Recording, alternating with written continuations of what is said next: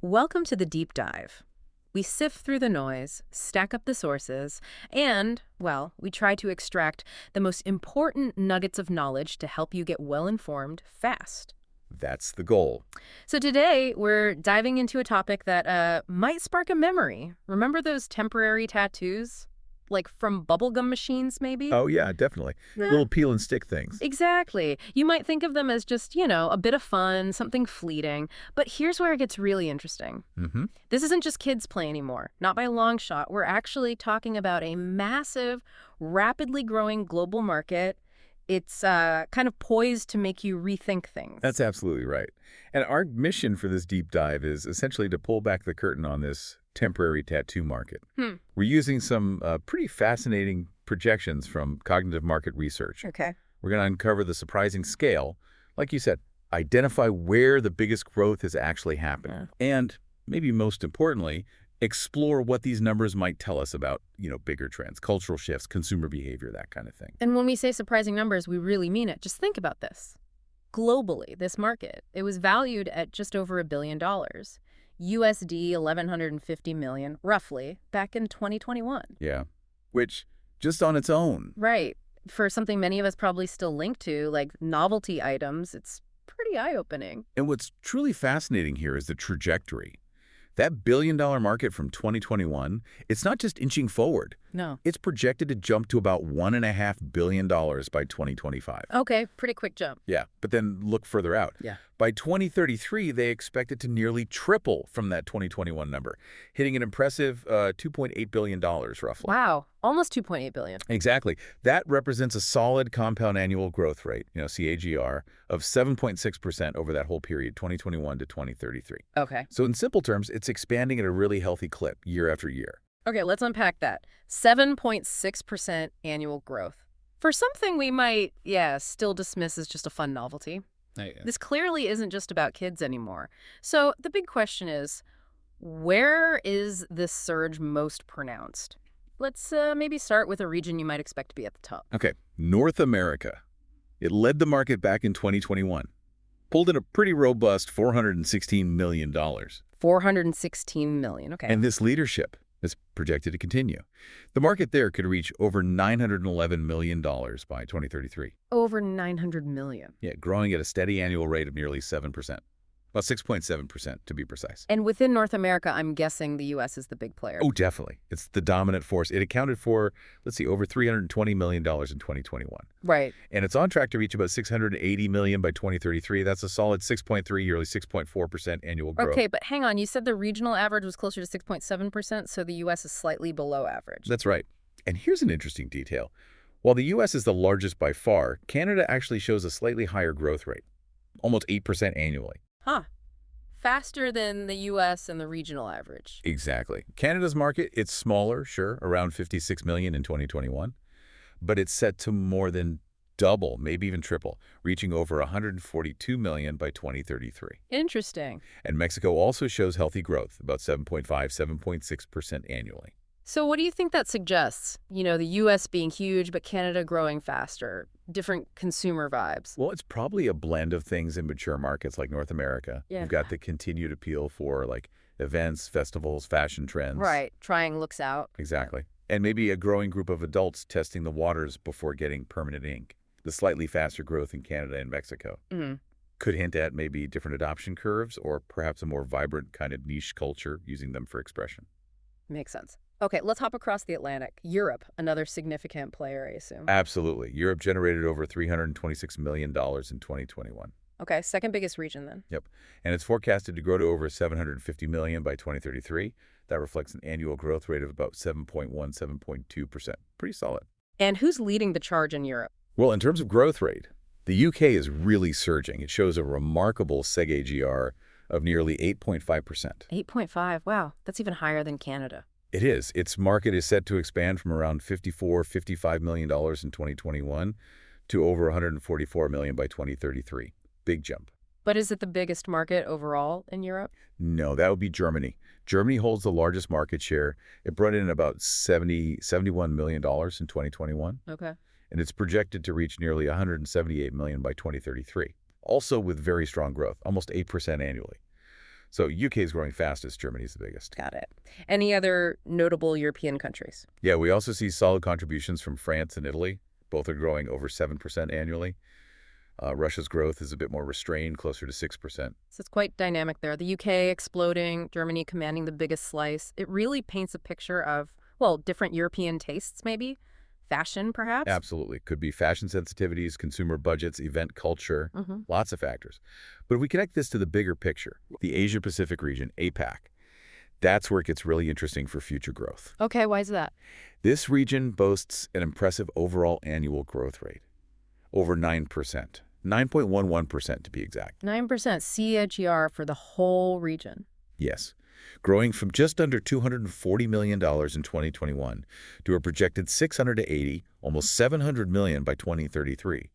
That is by far the highest regional growth rate in the entire report. Okay, that is significant. And who's driving that within APAC? China. China plays a huge role, yes. Its market was valued around $93 million in 2021, expected to rise to over $269 million by 2033. That's also showing fantastic growth, over 9.1% annually. So China's growth matches the regional average, basically. Pretty much. But here's the thing that truly stands out, and frankly, it took me by surprise when I first saw the numbers. Go on. India. India. India exhibits the highest individual country growth rate in the entire report. Higher than the UK's 8.5%. Way higher, a staggering 11.2% year over year. 11% CAGR. For temporary tattoos. 11.2%. India's market is set to just soar, from just under $30 million in 2021. Okay, relatively small start. Relatively small, yes, but it's projected to hit over $106 million by 2033. That's more than tripling in about a decade. That is explosive. What else in APAC? Australia also demonstrates really strong growth. Over 10% annual increase there, too, about 10.3%. So China's big, but India and Australia are growing even faster. What is behind this kind of, well, boom in Asia-Pacific? You know, that kind of sustained double-digit growth, especially in a place like India, it's incredibly rare in almost any industry. Right. It really suggests a combination of factors coming together. You have a large, very youthful population. Okay, demographics. Exactly. Eager for new forms of self-expression. You have increasing disposable incomes, allowing for more spending on non-essentials. Makes sense. And then there's the huge impact of social media, driving trends incredibly fast. Temporary tattoos. They offer a really low-cost, very low-commitment way for people to experiment with identity, especially maybe in cultures where permanent tattoos might carry more social weight or be less accepted. Precisely. It's kind of a perfect storm for rapid market expansion. Allows for that experimentation without the permanence. Fascinating. Okay, what about other regions? South America. South America is definitely an emerging market here. Significant potential. It generated around $73, maybe $74 million in 2021. Okay. And that's projected to rise to over $185 million by 2033. That's a healthy 8% annual growth rate overall for the region. 8%. So growing faster than North America and Europe on average. Yes, slightly faster overall regional growth. And Brazil leads the way there in terms of market size. Makes sense. It's projected to grow from nearly $29 million to over $77 million by 2033. That's an annual growth rate of almost 8.5% for Brazil. Okay. Strong growth. Anyone growing even faster there? Actually, yes. Argentina shows the highest growth rate in South America, just slightly edging out Brazil at over 8.6% annually. So again, not necessarily the biggest market, having the absolute fastest growth. Exactly. It suggests, dynamic interest growing across the continent, not just concentrated in one place. And it really seems these trends are playing out globally, even in places you might not immediately think of for this kind of product. You're absolutely right. The Middle East, for instance, it also shows respectable growth, moving from about $55 million in 2021 to over $127 million by 2033. Okay. And the growth rate there?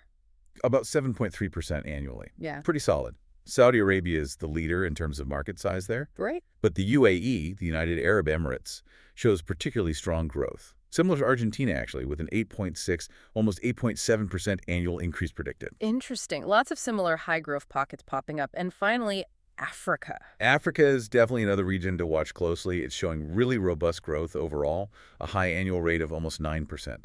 9% for Africa. That's almost as high as Asia-Pacific. Very close, 8.99% CAGR, growing from just over $40 million in 2021 to nearly $114 million by 2033. Okay, strong growth. And within Africa? Nigeria leads the pack in terms of growth rate. A particularly high CAGR predicted there. nearly 9.7% annually. Wow, almost double digits. Almost.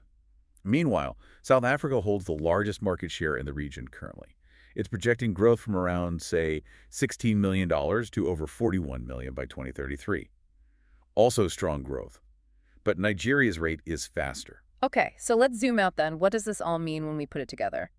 Well, we're looking at a truly global market, no question, set to more than double, maybe even closer to triple, in just over a decade. Right. And it's driven by strong and often, like we saw, surprisingly high growth rates in incredibly diverse regions. Yeah, it's not just one story. While North America and Europe are the big players now in terms of dollars, For sure. They hold the largest shares. Asia Pacific is clearly the growth engine for the future, especially with countries like India and even Australia posting those massive CAGRs, and Africa's not far behind. Exactly. And I think this isn't just about the numbers themselves, right? It's about what they might reflect. Absolutely. What we seem to be seeing is this almost worldwide desire for quick, low commitment ways to play with personal style, to experiment with identity. Yeah, the temporary aspect is key. It really seems the temporary tattoo has kind of evolved. It's moved beyond being just the simple novelty item into becoming a pretty significant player in the broader,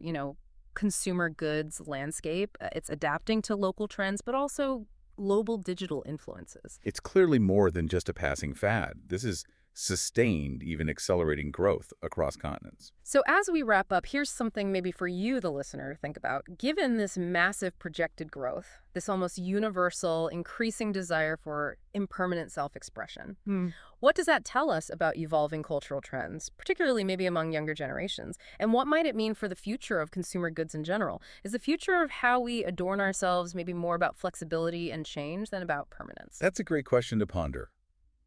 The appeal of the temporary in a fast-changing world. Definitely something to think about. That's all for this deep dive.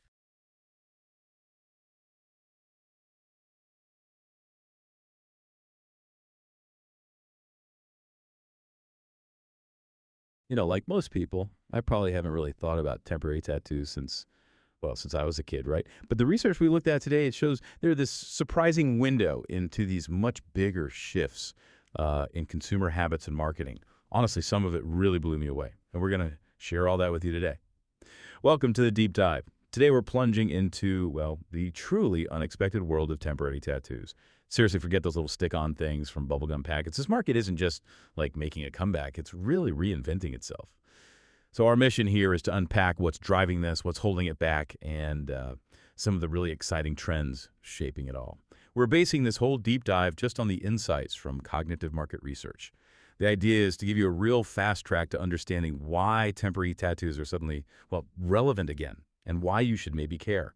So to kick us off, what was the first thing that just jumped out at you from the source material? The biggest surprise? Yeah, well, the biggest shocker for me wasn't just that it's growing, but like you said, it's a total reinvention. It's just not a novelty item anymore. Not really. The research, right away, it highlighted this huge transformation. And it's driven by consumer demands you just wouldn't expect for, a temporary tattoo. It honestly makes you rethink the whole category. It really is a glow-up, isn't it? From like kids' party favors to a pretty sophisticated industry. But like any good transformation story, there's always something that sparks it. So what's the secret sauce here? What's fueling this unexpected comeback? What are the big drivers that you saw? Well, one of the most significant drivers they point out is the move towards organic raw materials. And this taps right into that growing consumer need for products that are, healthier and more eco-friendly. It's kind of surprising, but yeah, consumers want the same transparency and sustainability for a temporary tattoo as they do for like their food or their skincare now. And these organic materials, they have real benefits. They're hypoallergenic, they're biodegradable, non-toxic, which makes them a much safer, more appealing alternative to the old synthetic stuff.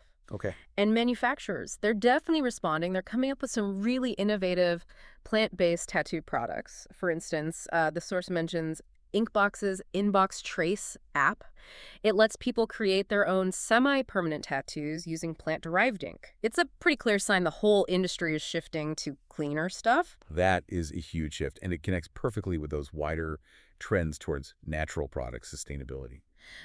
But okay, beyond the eco-friendly materials, the research also pointed to another really smart application. What else is pushing this growth, especially like in the marketing world? How are brands actually using these things? Yeah, that's the other major driver, and it's pretty clever, actually. Temporary tattoos are increasingly popping up as, like, marketing tools, especially at festivals, promotional events, that kind of thing. Right. Brands are realizing they're a really great interactive way to get more visibility and, importantly, to drive social media engagement. I mean, think about it, right? A branded tattoo becomes this sort of temporary billboard that people actually want to wear, photograph, and then share online. Huh. There's a good example they mentioned, the Beach Life Festival. Apparently, they gave out branded temporary tattoos to everyone attending, and it didn't just, add to the fun of the event. It also massively boosted the brand's online presence. It turns attendees into, well, active promoters, basically. Enthusiastic ones, too. That is genuinely clever. It makes sense. Yes. But, okay, if brands are seeing this as a real, viral marketing tool, Yeah. does the research mention any specifics?